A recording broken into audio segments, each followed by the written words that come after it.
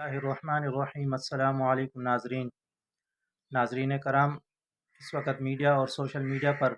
اقرار الحسن صاحب اور پیر حق خطیب صاحب زیر بحث ہیں۔ اقرار الحسن صاحب نے کچھ دن پہلے ایک ویڈیو بنائی تھی جس میں انہوں نے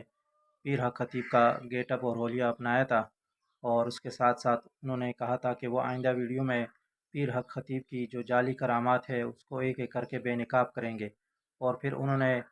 لاہور کے اندر ایک چوک پر کھڑے ہو کر پیر حق خطیب صاحب کی جو کرامات ہے، جو ان کو وہ کرامات بتاتے ہیں، اس کے کرامات کو بے نقاب کرنے کی کوشش کی، اور ایک لڑکی کے آنکھ سے انہوں نے چین نکالی، اور جبکہ ایک مرد کے آنکھ سے انہوں نے موتی بھی نکالے۔ اور اسی طرح پھر انہوں نے ویڈیو میں اس کو ایکسپلین کیا کہ پیر حق خطیب صاحب کس طریقے سے یہ جو کرتب ہے اس کو کرامات کا نام دیتے ہیں۔ اور پھر انہوں نے جو پیر حق خطیب صاحب نے مختلف موقعوں پر جو لڑکی کے آنکھ سے چین اور موتی نکالے ہیں، اس لڑکی کو بھی ایکسپوز کیا کہ وہ ایک ہی لڑکی ہے جو کہ بار بار اپنے اسکارف کا کلر بدل کے سامنے لائی جاتی ہے، اور اس کے آنکھ سے یہ چیزیں برآمد کی جاتی ہے۔ پھر اس کے بعد پیر حق خطیب صاحب نے ان پر ایک کیس درج کیا کورٹ میں۔ انہوں نے ایک پٹیشن داخل کی کہ اقرار الحسن صاحب کو اس چیز سے روکیں، وہ میرا نام بدنام کر رہے ہیں اور مجھے ڈیفیم کر رہے ہیں۔ اس کے بعد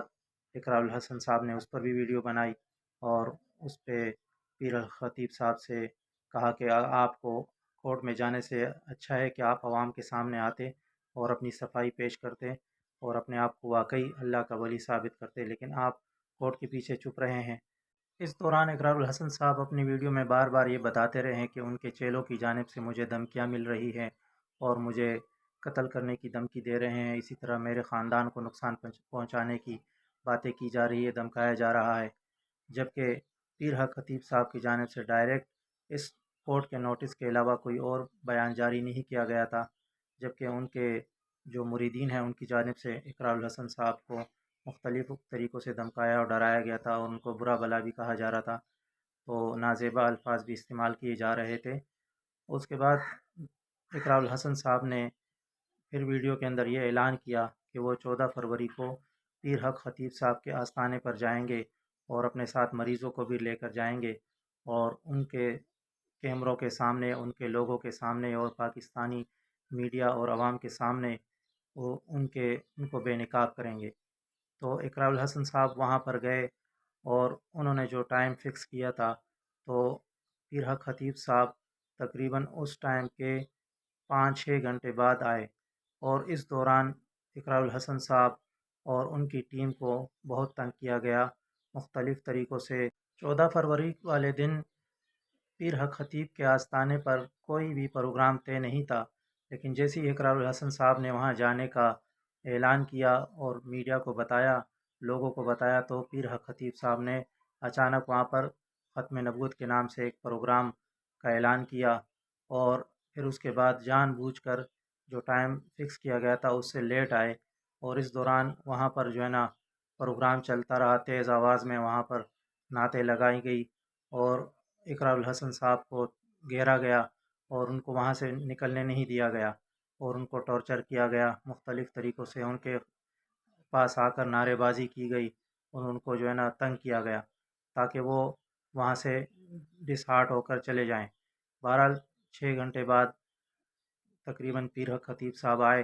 اور وہ ان کے ساتھ بیٹھے، اس دوران بھی تسلی سے ان کو بات کرنی نہیں دی گئی۔ پیر حق خطیب صاحب سے زیادہ ان کے جو مریدین ہیں وہ بیچ میں بولتے رہے، حالانکہ یہ ادب کے بھی خلاف ہے کہ اگر آپ کا پیر بول رہا ہو تو آپ بیچ میں بولیں۔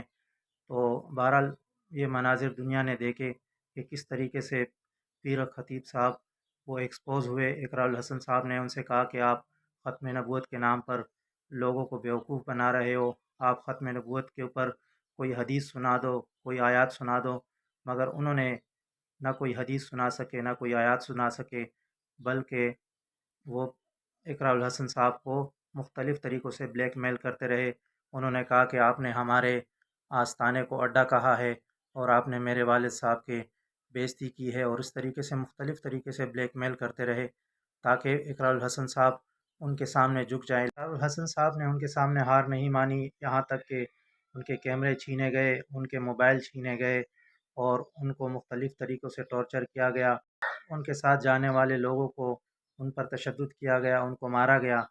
اور نعرے بازی کی گئی اور ان کو گھیرا گیا، گھیر کر ان کی نعرے بازی کی گئی، مگر وہ اپنی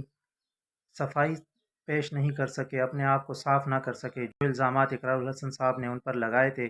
وہ ان کو نہیں دھو سکے، اور انہوں نے ایک بار پھر،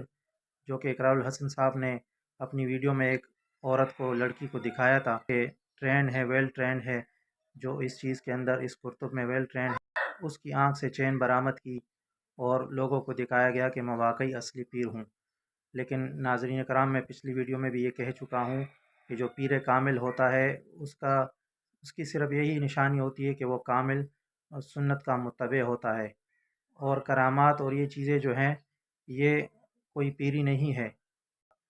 جو کہ واقعی اللہ کا ولی ہوتا ہے وہ ان چیزوں کا سہارا نہیں لیتا، بلکہ وہ نظر آتا ہے اس کی اعمال سے، اس کے چھال ڈال سے اور اس کے طور طریقوں سے، ہر چیز سے اس کی جو ہے نا یہ نظر آتا ہے کہ اللہ کا ولی ہے۔ اس کو دیکھ کر آدمی کو سکون ملتا ہے اور آدمی اللہ کی طرف راغب ہوتا ہے، نہ کہ وہ کرامات اور شعبدہ بازی سے لوگوں کو اپنی طرف کھینچے، اپنی طرف متوجہ کرے اور پھر جعلی چیزوں سے جو ہے نا لوگوں کو دھوکہ دے۔ پیر حق خطیب صاحب کی مثال آپ یوں لے لیں سیدھے الفاظ میں کہ میں نہ مانوں، بس پیر حق خطیب صاحب نے کچھ بھی نہیں ماننا ہے، انہوں نے یہی کہنا ہے کہ میں بہت بڑا پیر ہوں اور میرے ہاتھ سے لاکھوں لوگوں کو شفا ملتی ہے۔ حالانکہ جب اقرار الحسن صاحب نے لاہور کے چوک پر کھڑے ہو کر ان کے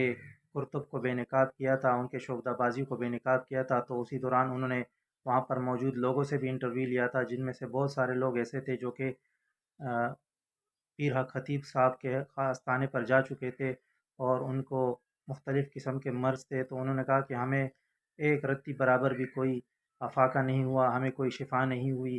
اور وہاں کئی دفعہ گئے، ان سے دم ڈلوایا، لیکن وہ سارا ایک جھوٹ ہے، ایک کرتب ہے جو لوگوں کو بیوقوف بنایا جا رہا ہے۔ تو ناظرین کرام، اب بھی اگر پیر حق خطیب صاحب اپنا دفاع کریں تو پھر کیا کیا کہا جا سکتا ہے۔ اللہ پاک ہم سب کو ہدایت دے اور ہمیں ایسے جعلی اور اسلام دشمن اور مسلمان دشمن اور عوام دشمن لوگوں سے بچائے، آمین۔ اللہ اللہ اللہ اللہ اللہ اللہ اللہ اللہ اللہ